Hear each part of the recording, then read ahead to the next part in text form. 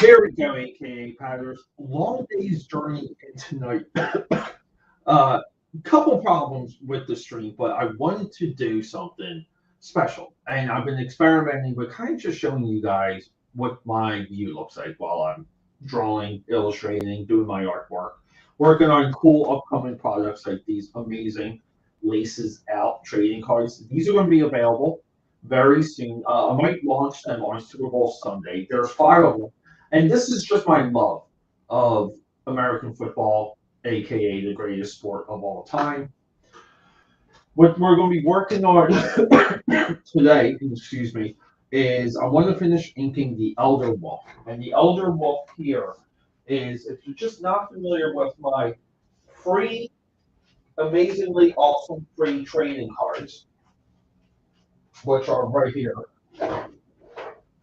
Let me hear, guys. I get my whole room here. My production room is a complete mess. But we have these, and these are available. And give me one second here. Let's just put up a banner, right? We can kind of let's see here, right here. So you can become a member of the Wolfpack. You go to akpad.com and sign up. Yes, we are always a little bit behind on shipping. Always making moves to get that going. So these are what I have left over of series one and two, or series one. Series two is really the completion of the Wolfpack. So we have like Rex, Razor, and then we have Bash and Dash over here. You can see like they're kind of just like your perfect combo character, like big guy, slow, little guy, quick. And then we have like their ally. His name's Ferris, and he's just kind of like I just describe him best as like a Jaga from Thundercat. He's like an old sage. So this is like what the setup would be, okay? And that's like the wolf. And then I kind of do, and I love like product, and I love ideas, and I love just like variations of things. I got the idea to do these like black and white cards. So Bash and Dash was like the first that the process got a little bit better. That's why the line work for Bash and Dash is just a little bit lighter. But I also wanted to kind of like showcase the prototype. Like this was the drawing of the original idea for Wolfpack. And it was like, like I want him facing the other way. Originally they had like a squad 6'9" uh tattoo on them. Like, God, like not all the characters might have that. But that's kind of like the expendables type thing. But I wanted him facing this way too, because I just feel like there's more to communicate when characters face uh, to the left. When they face to the right, there's something different that happens. I just don't feel like the eye carries that movement. So we have essentially like a one-to-one. So if you can put like the prototype on top, and I just love kind of showing these off. And we're missing some of the black and white guys. Sorry, we're just disorganized here. I do apologize. Here we go. We have Bash and Dash, and you can see the quality with the Bash and Dash. See how it's just a little bit too all black. It's almost just like you gotta level that up just a little bit better. And all of these cards, they're designed by me, printed by me, made by me. Yeah, and that's what you would expect, right? We kind of hang out with someone online, watch them create a bunch of stuff, and yeah, you want that person to do it all.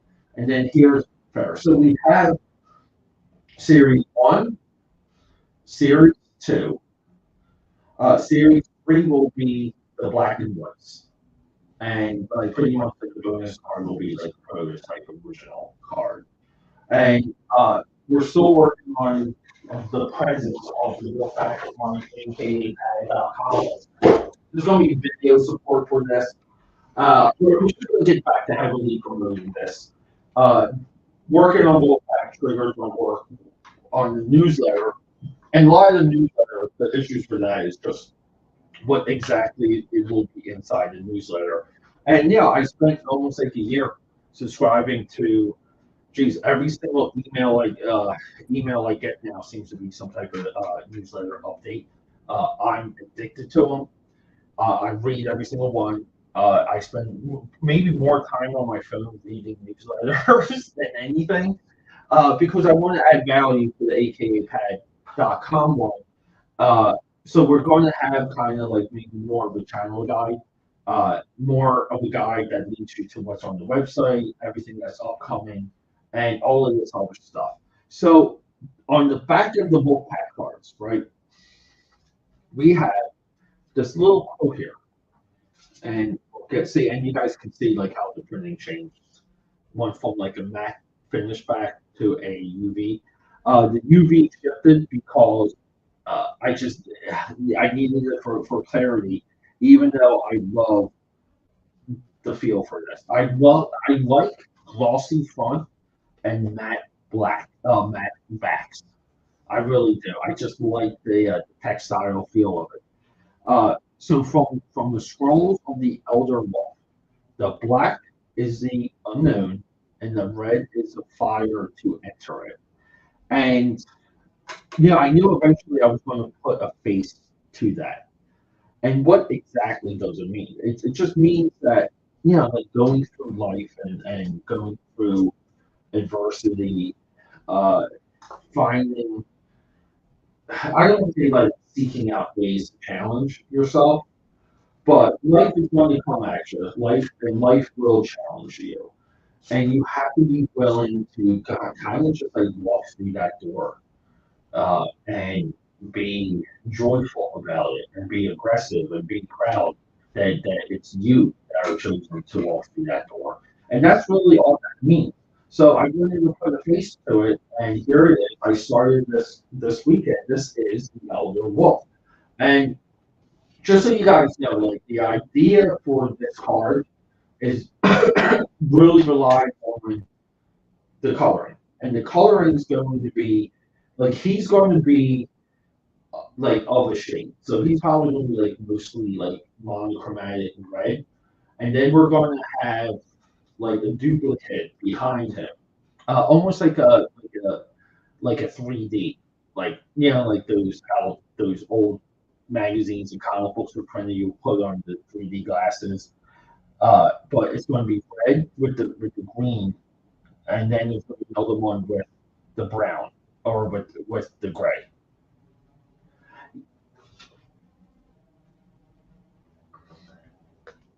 Yeah, guys, I'm live. I'm babbling here. I just talked for 8 minutes, and I realized that I was rocking two mics. So F my life. So anyway, yeah, guys, we are live. It's up. We got like two of my favorite people right here. What is up, Real Excellence? Yeah, finally live. It's good.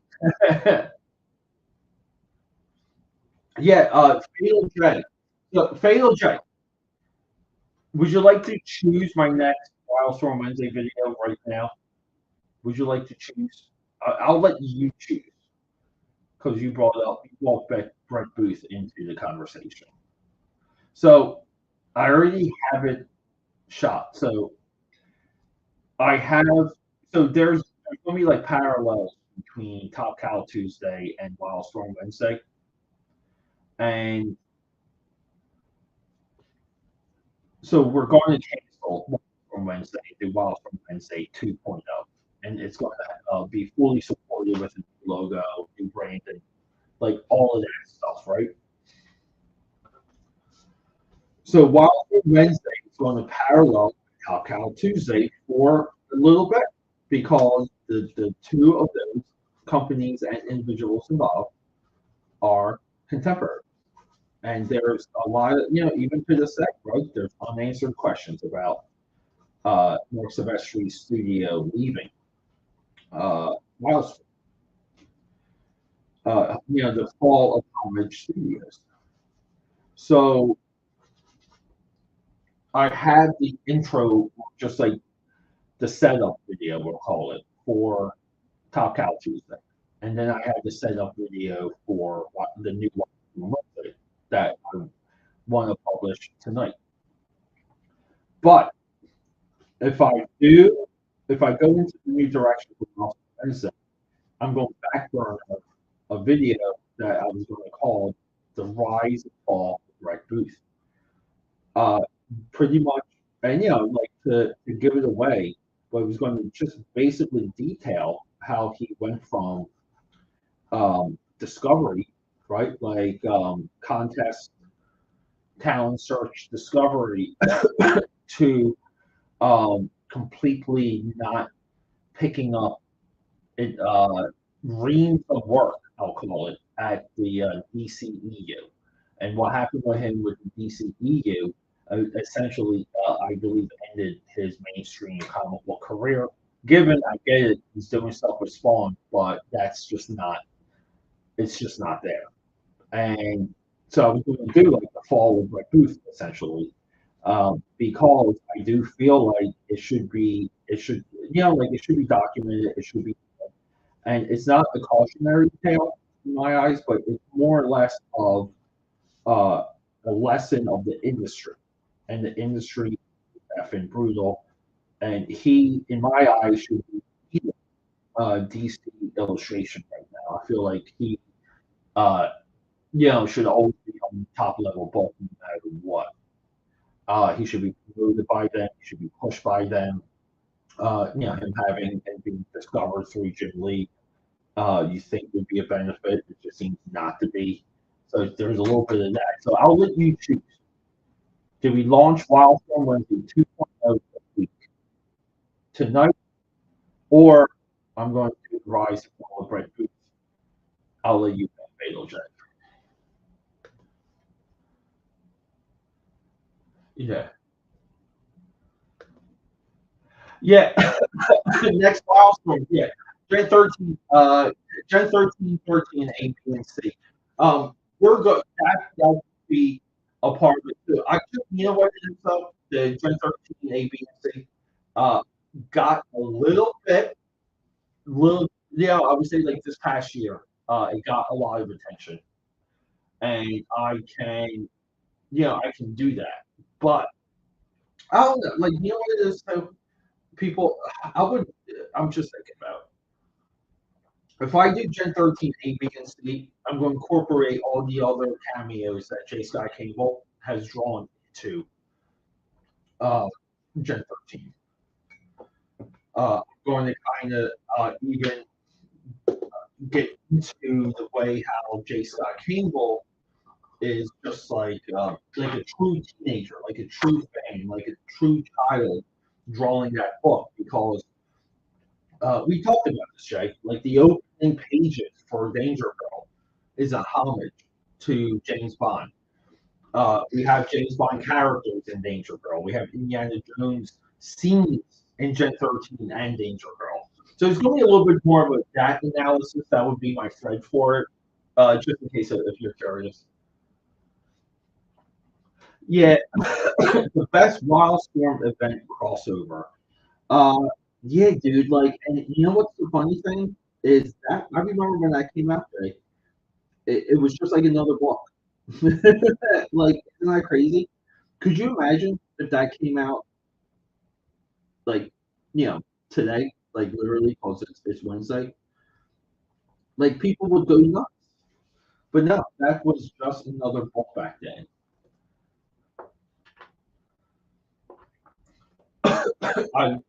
Here's you, Jay? Would you also like to know some insider? Sorry, and sorry if even though I'm talking. Sorry, even see, guys, we're so sick over here. I feel like I'm ignoring this lovable mother effer right here. because I'm just talking to Jay. Jay just takes over when he's around, which is fine because Jay's on the Yellow Flash. Oh, Jay, real quick, hold up, hold up. I'm all over the place there. Um, Jay, I will be doing a video soon on nitpicking a little bit of Yellow Flash and how he was discussing the Madam Web movie. And it's just little things. It's nothing really targeting against him, but it's a little bit of commentary. And there's a couple other uh, YouTubers, I'll say, that kind of echo that sentiment, like similar things. But I did want to kind of address it because it just bugs me. But it bugs me a lot. So we got a video, exercise the demons. So I don't want to get upset because I know he's wanting to feel bullied. But yeah, so Jay, let's tease a little bit of upcoming Wildstorm Wednesday because guess what we'll be doing, dude? We will be unboxing the Wildstorm box set. I mean, the Gen 13 box set. And if you're not familiar with that has all the editions of Gen 13 Volume 2, all the covers because it had 13 covers. So we will be discussing that. But Wildstorm, geez, I almost just did my brush in my coffee. Wildstorm 2.0 is really going to be, we're going to start it all over and, consider it like a reboot. But we're going to go into detail a little bit more with some of these books, some of these interviews, and just kind of being a little bit more thorough because I do feel like there's a lot of unfinished business with the Wildstorm stuff.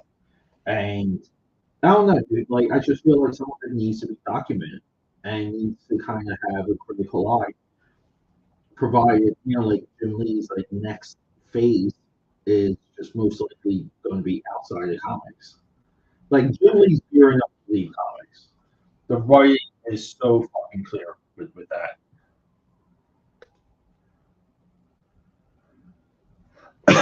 Yeah, I saw, dude. One of the were you showing off Gator pictures? Did I see that, or did someone screenshot? Did someone might have screenshotted that to me? I forget what you.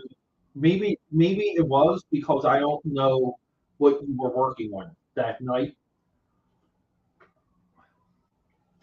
But it's me too. I just want you to know the Gators will get done. Like those layout pages that you and I went through, it will get done, and it's going to get done soon. And I don't care. Like at this point, I am fronting every. I would like to do Gator. Like if you want to do these, um, we could do like kind of like a nominal print run. But I know you've been commissioning a lot of artwork. I think a lot of the artwork that you do would be perfect for something like this. And now, as long as we're good with the back, maybe making them universal backs, even though I know people don't like that. I would love to design some of these cars for you and do we'll call it a extended proof run.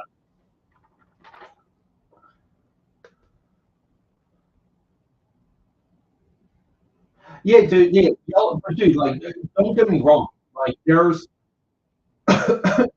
nothing I disagree with Yellow Flash. It's a nitpick, and I'm happy saying it's a nitpick. But it's also too like there's you'll see it.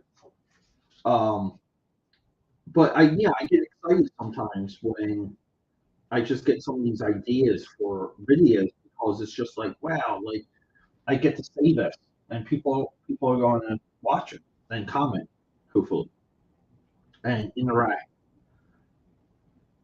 And yes, we will be doing. I want to call it like an onslaught on kayfabe. 1,000%. We got some kayfabe stuff coming. So it's just like things are cooking. Things are cooking. All of my NFL teams have lost at this point. Eagles are out, and the Bills are out. Tom Brady retired, so I can follow his whatever team he's on. So we're a little bit off right now.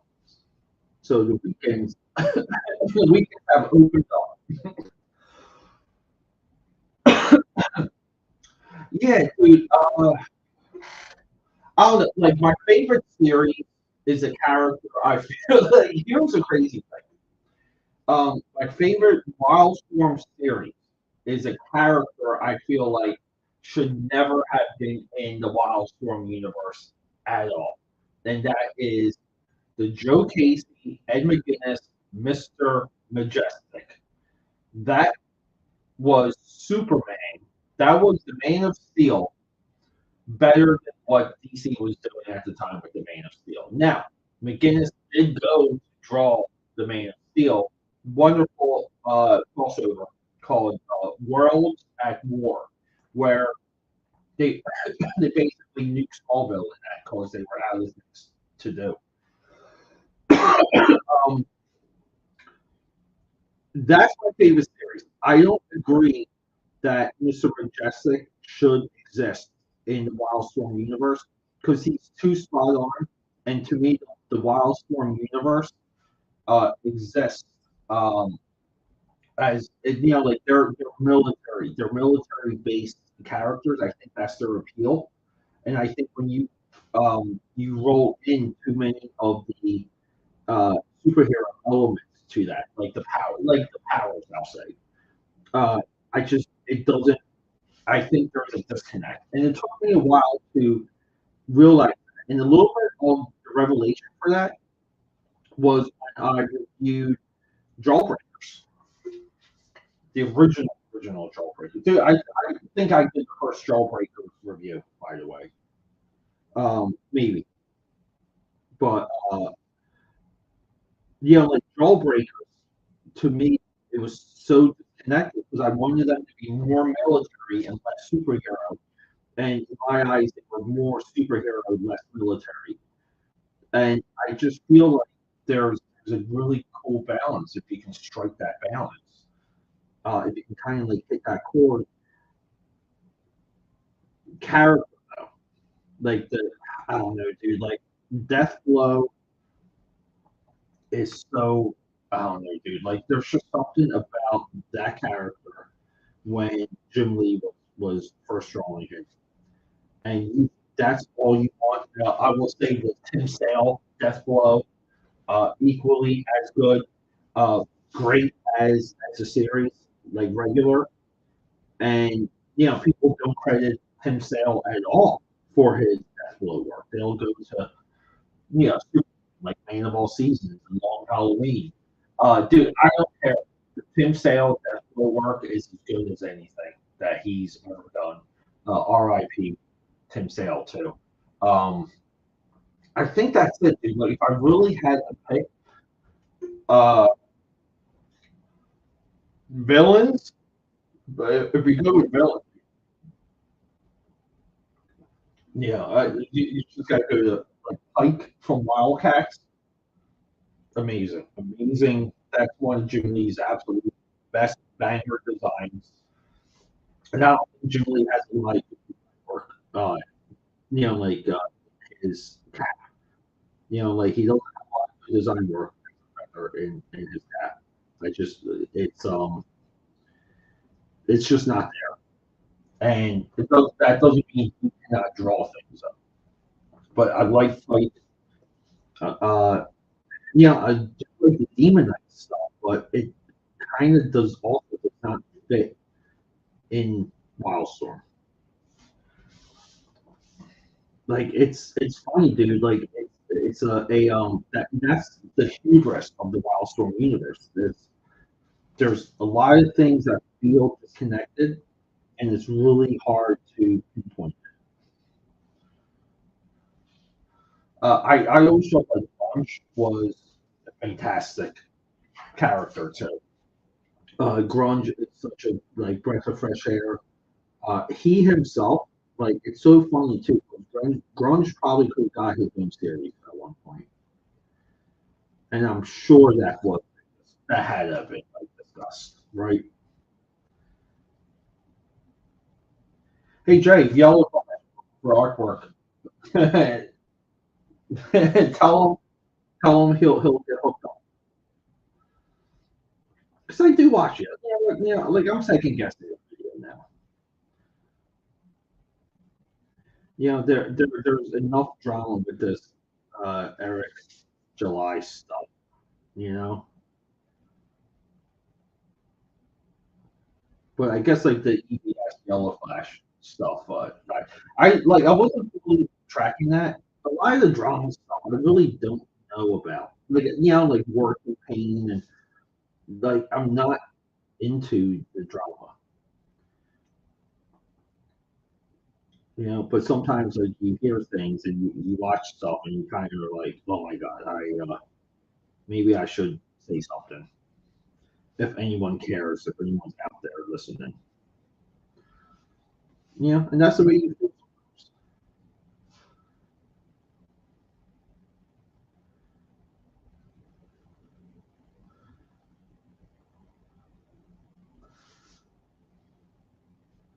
So we got some issues with his hand here. See, like this line here, we'll have to eliminate that.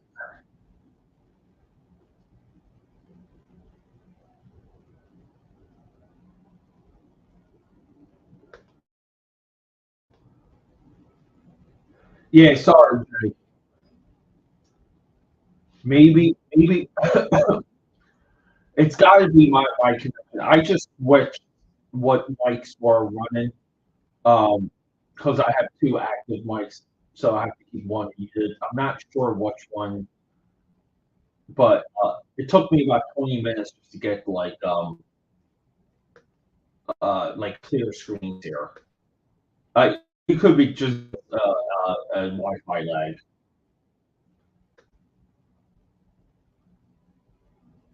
Yeah, awesome, Jamie. Nice, nice, Jamie. Yeah, dude. Yeah, like always, dude. Practice, practice hard.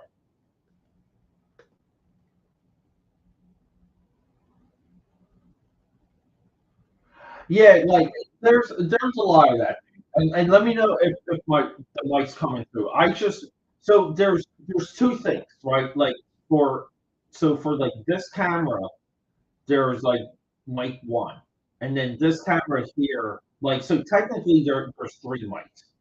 There's my off camera one. This camera has a mic, and then this camera has a mic.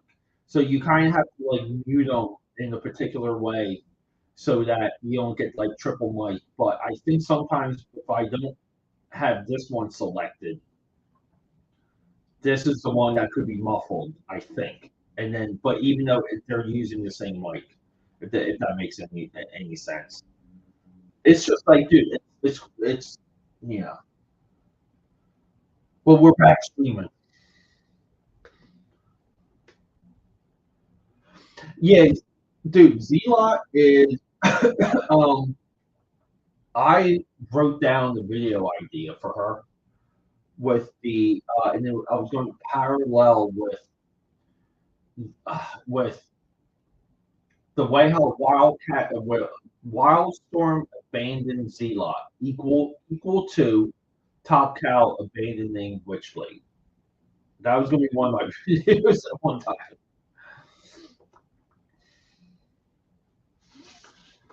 Yeah, and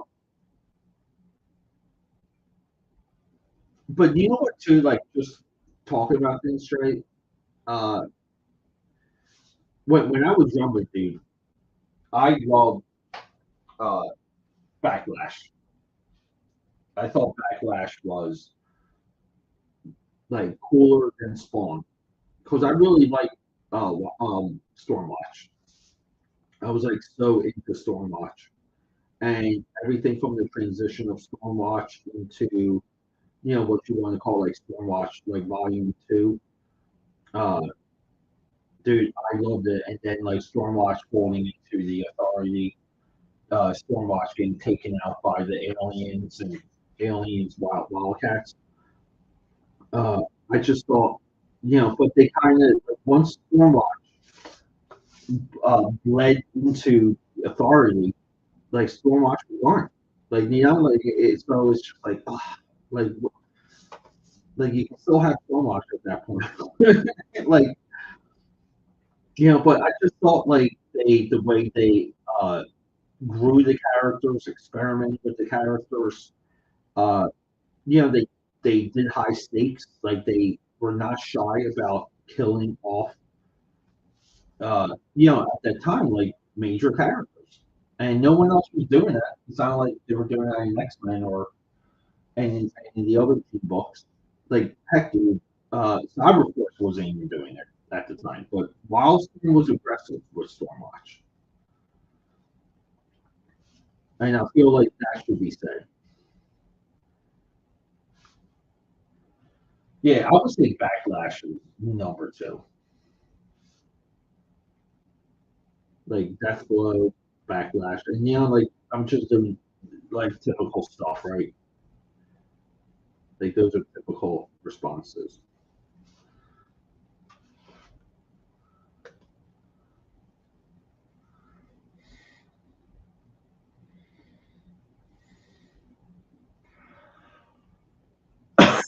Yeah, yeah. I'm curious. What?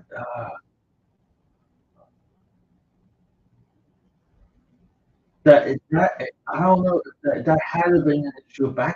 I'm trying to remember what after the issue because I know he right Wildcats do crossover with Backlash. Yeah, dude. The Witchblade live action uh underappreciated, Jamie. And to add to that, if I may, uh, dude, the Witchblade anime. I love the Witchblade anime, dude. The Witchblade anime. Uh, there's two animes from '90s like companies. The other one is the Lady Death cartoon movie, anime movie. Uh, really, just awesome stuff, dude. I think Witchblade got 2 seasons for as the cartoon.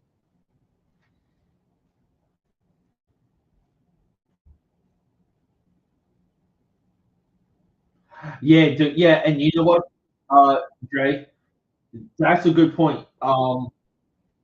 That's you're talking about an issue with some of the Wildstorm stuff. That again, this is why we're doing Wildstorm Wednesdays 2.0 because this everything you're talking about here will be referenced. This is one of four separate storylines that interconnected through Wildstorm that did not have good enough payoffs. And I think that's a little bit of how you lose readers. A lot of effort in, you get like a little bit of a nothing burger. Yeah, and dude, and like, wasn't I thought it was right girlfriend or wife, but it doesn't matter. I always remembered it as his wife.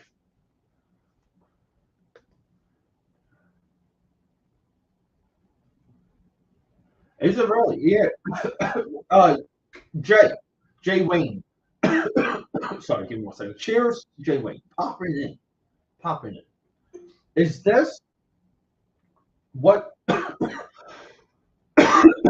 Excuse me. What avatar is this?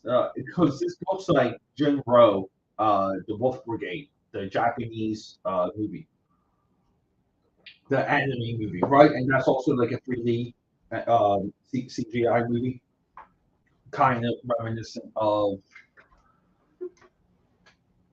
the final flight of Osiris in the Animatrix, and or the Final Fantasy, or the under discussed CG uh, Resident Evil movies that are actually decent and tons of fun.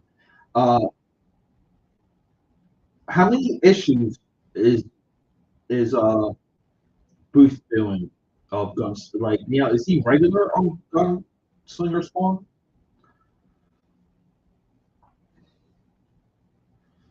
like I said, it's hard for me. Like you don't, it's hard to keep track of everything. I wanted to do Brett Booth though for Anita Blake because I feel like that should be of note also.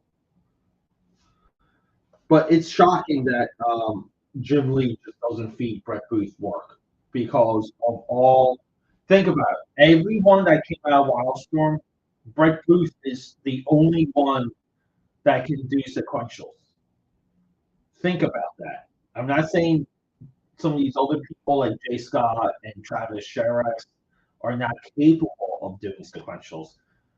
Jay Scott abandoning sequentials, uh, that's one of the most disappointing moves ever in comic book history. Travis Sherrick can do it, but he doesn't. It's like he takes his time. I'm talking about like a monthly book. Uh, Brett Booth over when it comes to sequentials. Like that's the truth.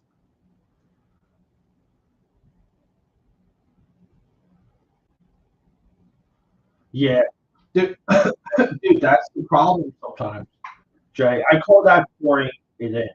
Uh, it's a little bit of a revelation I had with Terminator Genesis, where I just feel like Terminator Genesis should have poured more into that movie.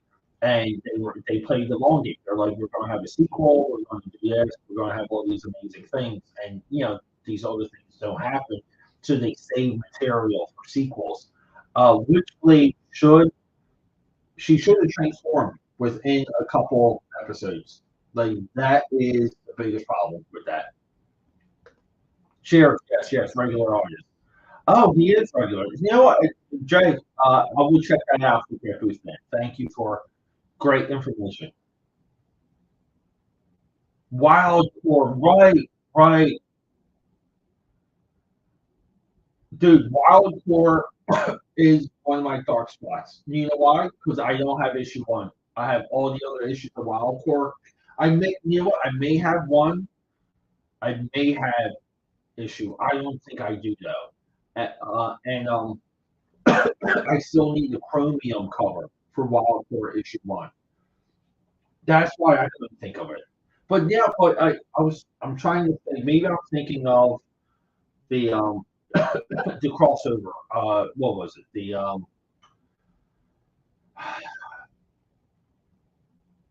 Rain Wildstorm. What is Wildstorm Rising? I think they fight in that too, though. Maybe. Yeah, he did. Yeah, yeah. He's just not. He's look, dude. He's beyond the dude, beyond talented. Uh, real hot stuff. But we will do that ambassadors issue for sure on Wildstorm Wednesdays.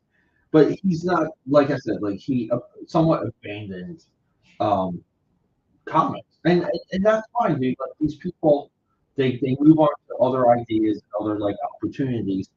There's no fault to that, dude. Like you're doing nothing wrong. But if we're discussing, like, let's just say, like, we're talking comics, right? Uh, you at this point you have to put Brett Booth as the absolute highlight that that came out of Wildstorm, like period. More so than even like Jim Lee. People are like, oh, but Jim Lee rolls great. I'm like, yes, yes, but Jim Lee, I don't think has great sequentials sometimes. I don't think Brett Booth has great sequentials in a lot of his storytelling. I think the modern day Brett Booth uh, developed and became like he became a weapon. Because here's the thing: if you guys want to talk about Brett Booth real quick, I'll show you. I'll show you guys.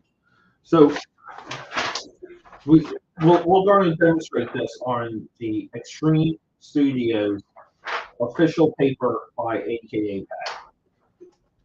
So this is the way how Brett Booth would do his work. I'm going to try to be as accurate as possible, everyone. Okay. Let's just do a couple panels. We're going to do what we like to call the curvy grid.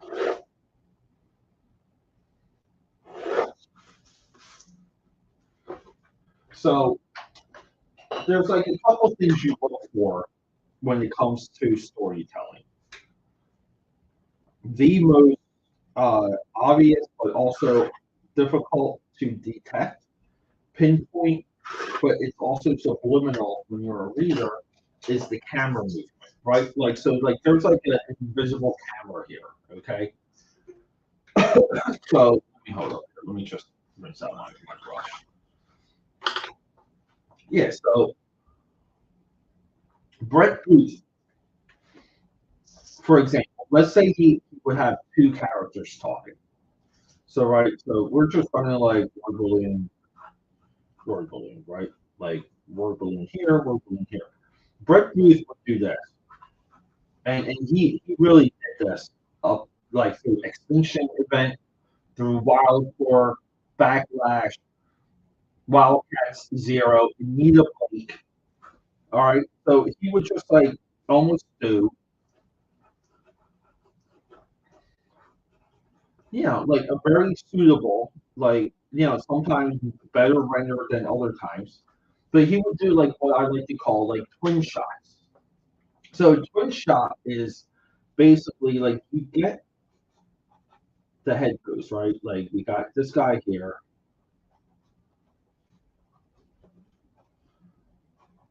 and he's talking, he's like doing his stuff. Maybe he's got like a piece. Give him like a nice thick boy neck. Ornament here. And we'll just say like maybe right, make him look to the side. But we got this guy here. Sorry. Now we got you guys got me like drawing layouts all of a sudden. So he would draw like a conversation like this, and you even see this in Fantastic Four. When he takes over for the one and only Jim Lee. Okay, so Brett Booth kind of, and then guy number two.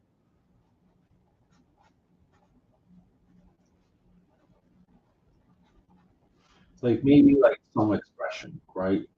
But a lot of times he would be expressionless.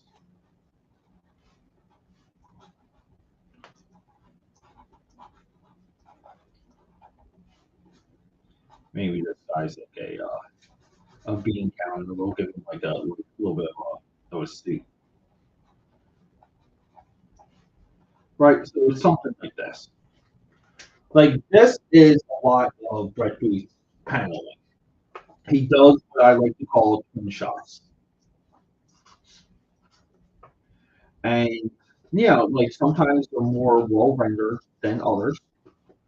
But he doesn't deviate like the camera movement. So the camera, right? Like let's just demonstrate it.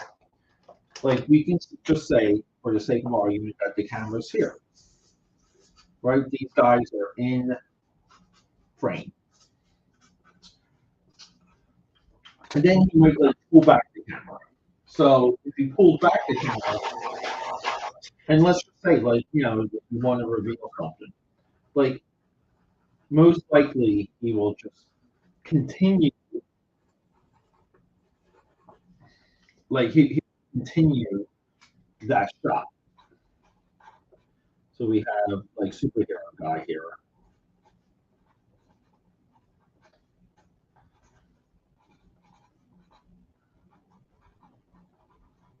Right? And then we got bean counter boy. Maybe we'll make him like holding like a briefcase or something.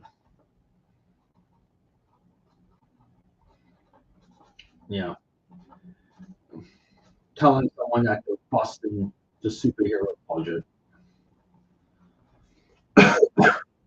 But like, and so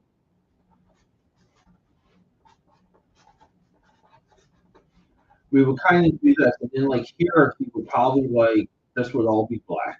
He would do this. All right. And then, like, let's just kind of be fair. Like, we're going here. Maybe this guy's staying a little bit more there. But all of this would be blocked in. And I'm not saying that's not effective. It's definitely economic when it comes to time. Like background. But kind of like limited background. But again, like the shot, the origin, the angle, right here. So kind of like what he doesn't do to what someone like Greg Capullo would do with Spawn. And it doesn't mean you have to do the Spawn layouts. But if you look at Capullo's shot selection versus Brett Booth, and I'm talking even Capullo on X-Force, okay? Like, let's just say these two guys discussing whatever is established, right? We established this in another panel, maybe like the last panel of the page before you flip it here. Capullo would kind of do, like, he would do one of these. Because let's just say we wrote it, like, someone's got to be getting the skunk guy. But Capullo would, like, get this going. Like, he would.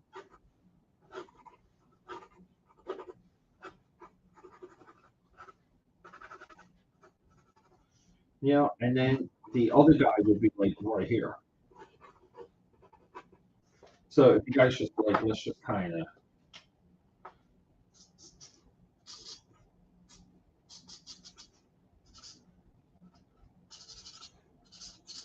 And keep in mind, we're discussing early Brett Booth, okay? We're not discussing the Brett Booth of today. But this is it. Like, so.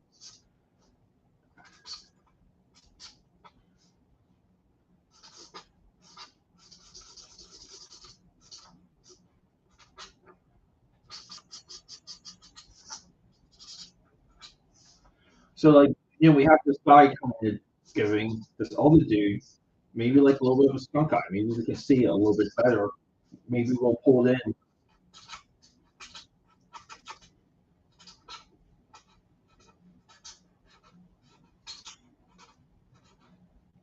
And we got Mr. Bean Pounder here, like, fucking being a pork.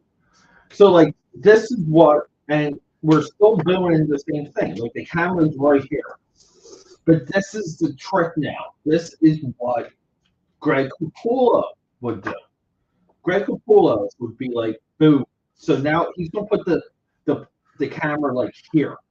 So the camera's going to be, let me just grab another color. So the camera's going to be,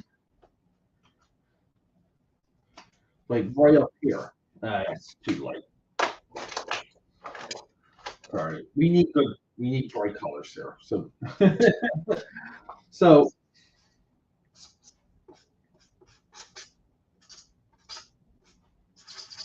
the camera's like here. The camera's like floating above.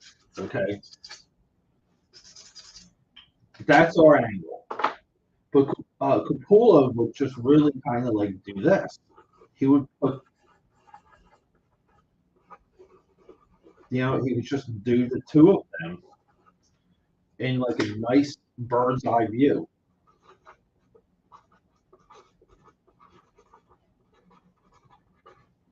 Like this.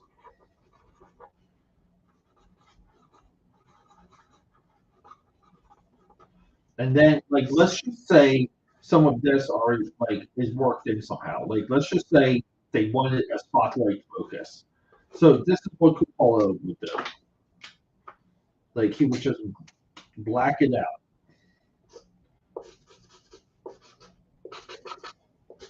And I'm not saying that every time Capullo did this work, but it worked so much enough that Angel Medina, when he took over for Spawn, he incorporated a lot of those ideas.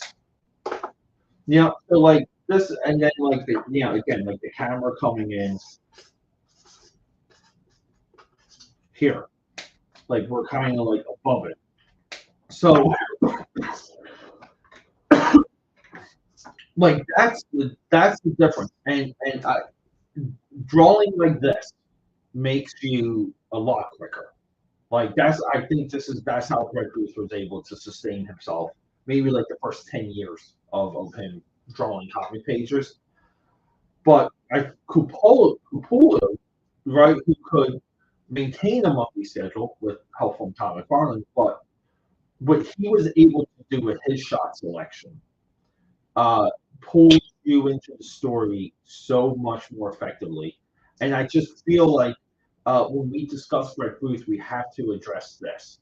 And I feel like I did that. I did the who replaces Jim Lee episode of Wild on Wednesday, where I do the transition of Jim Lee going to Brett Booth in Fantastic Four Volume 2. Here we go. Let's catch up on some of these.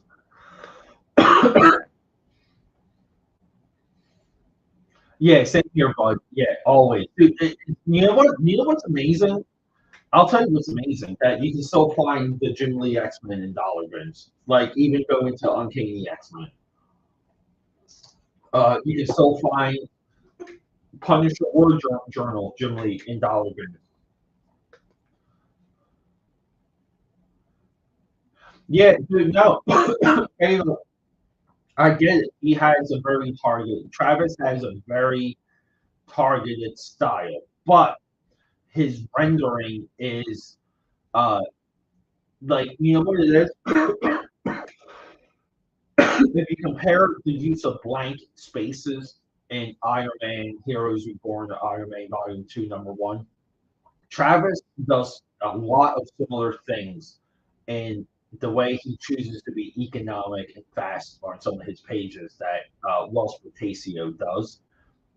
Compare a lot of those open negative space pages because you know it can give you like a list of like do's and don'ts. It's a fair comparison, by the way. Like get Travis in some of his Wildcats work and compare it to some of Welsh's work, and you do see like overlaps. And I don't know studio wise if Welsh was put on Travis to get him going, to get him with some of the techniques based on speed and getting the pages out. You know, because like that's what the purpose of a publisher is.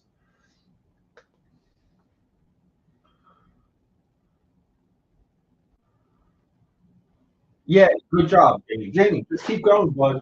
Just keep going. I love hearing it, dude. I prefer, yeah, yeah, prefer Lee and Booth over the Showers. Yeah, like that's fair. Hey, uh, the Spider-Man, uh, Bright Booth drawing Spider-Man, drawing Venom, all of it, dude. When he worked on that crossover, the Backlash Spider-Man, two things happened. You would have loved and wanted and paid for. See, that's the key.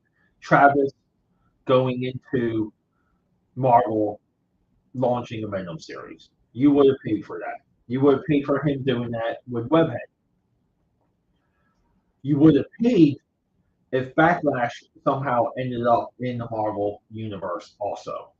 Uh, I do feel like for that era for him, that was his height for sure. Backlash, Spider-Man, huge, huge underrated crossover. Oh, yeah, I was going to work on this if I had time. I wanted to do some Jack Kirby in real time because you know why? Uh, a lot of people cannot ink Jack Kirby. The best of the best of the best have failed in Jack Kirby, but not here though. Not here. Not this guy. Not AKA Pad. We're not going to screw over Jack Kirby. Yeah, Fatal Jake, just send me your address. I'll send you art. I'll send you things.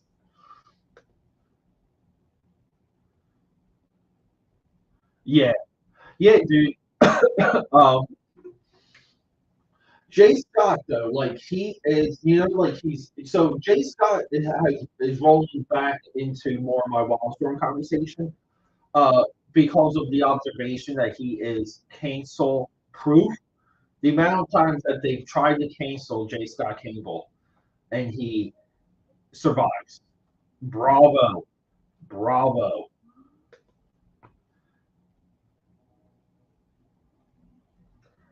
Yeah, dude, live long and prosper, Jamie. Jamie, rocking and rolling, dude.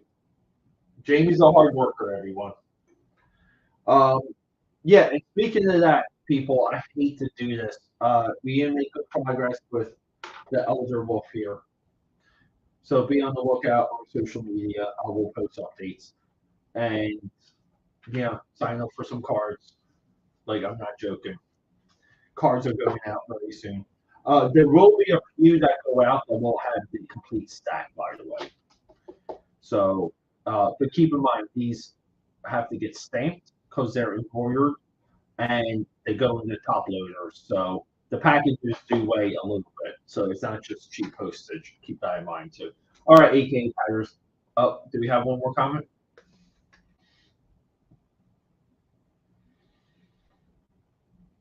Yeah, I follow Mario. I think I think we were maybe no, no, like I did email him like last year. I'm not sure if he responded. I don't think he did. Um, I was offering a lot of my services to him because I felt like he needed it. Um, dude, Mario is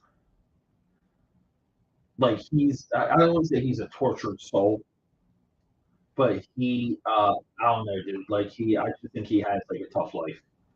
But his modern day work, uh, he puts so much into what he does. He's another guy that I just don't understand how, like Eric Larson doesn't just hire Mario Gully to like work on something from Larson, like something Savage Dragon, something that he could do like a page a week on or something, and just hit it out of the park. I think the things that Mario Gully could do, period, uh, given the showcase, given the consistency, and given um, like really like a platform. Showcase, I mean property, like what he's actually drawing. I think he worked with a writer that would lean into what he's good at or great at, they'll say. Uh, it would be one of those things that moved the industry forward. At one time I thought Mario Gully would become a absolute superstar artist. I still feel like he can, uh, but the industry does not favor a new superstar artist. Also,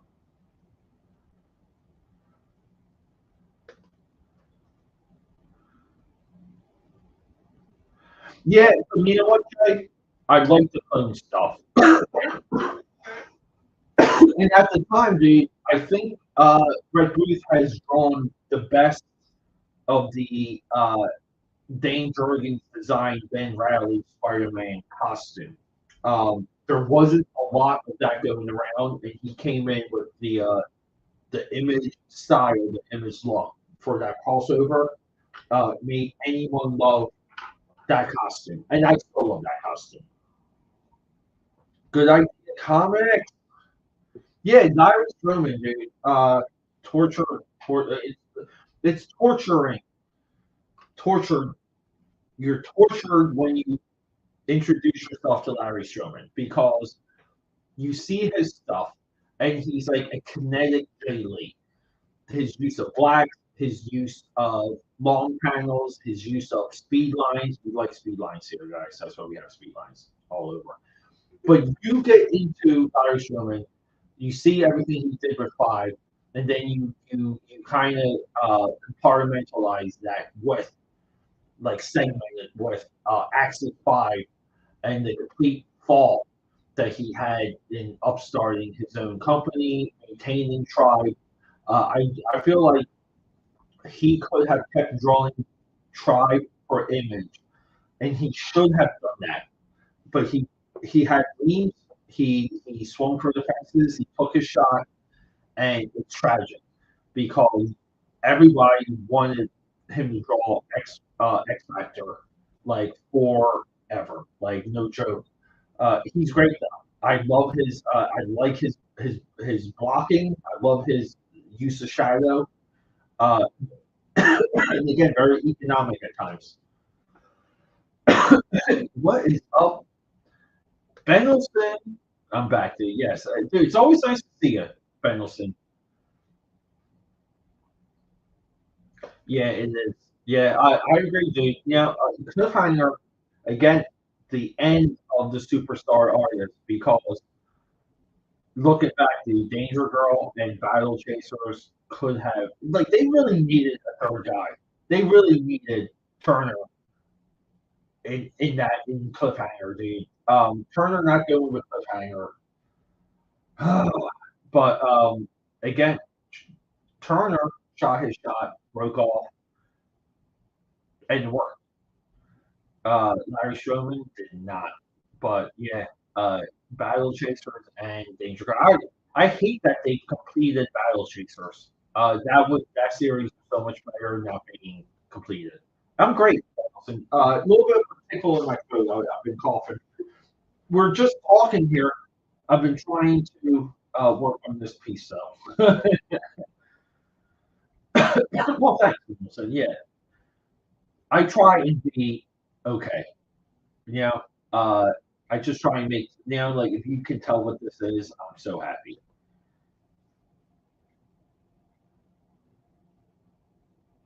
Yeah,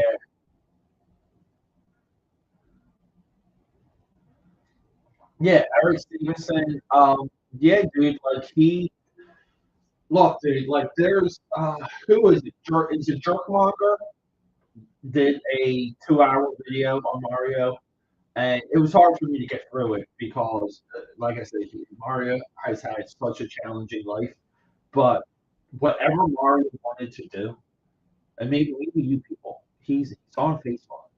Hit him up on Facebook and tell him, look, Peter A. DeLuca is willing to work with you to get it all back. Um, I mean, I guess it's cool. Like Ant, yeah, Eric Larson did his stuff with it. I don't know why you just don't give it to Mario. It's not like the Eric Larson stuff was setting the world ablaze. I'll say. Do I have any religion? um, we try and keep politics and religion out of comics. But if you have a good reason to why I should answer that, let me know. Let me know.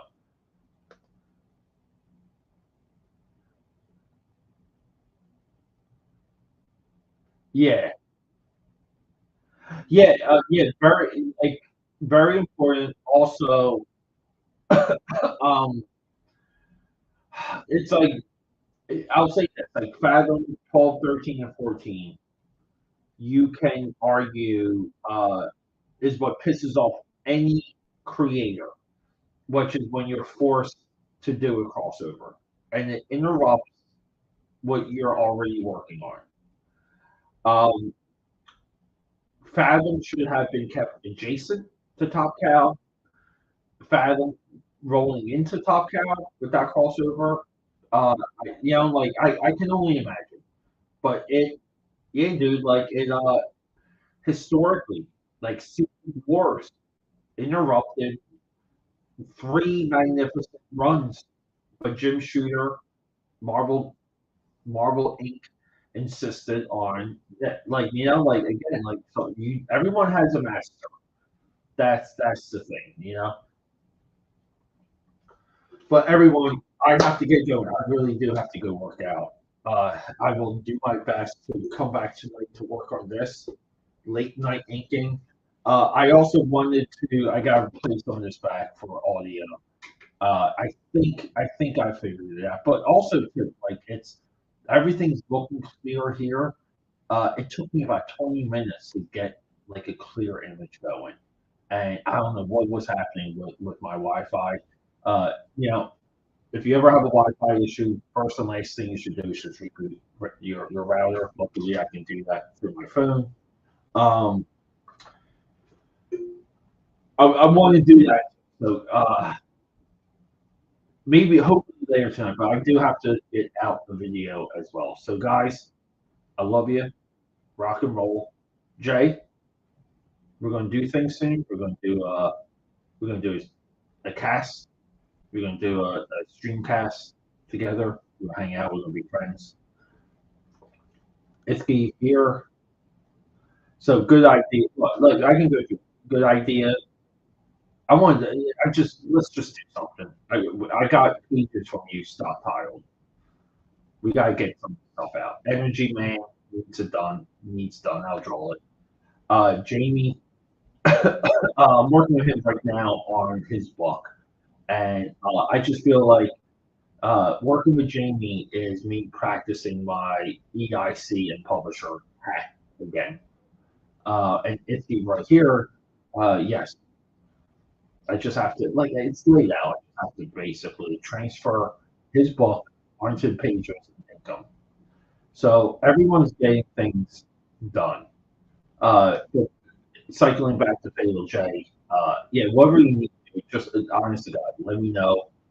I'm gonna have to replay back the stream to pinpoint some of the errors. The fixes for them could be very simple. I'm also working with a new hub. The hub I have everything connected to could have been creating some of the lag, some of the microphone issues. Yeah, but either way, I'll be back sometime soon. I love you. Rock and roll.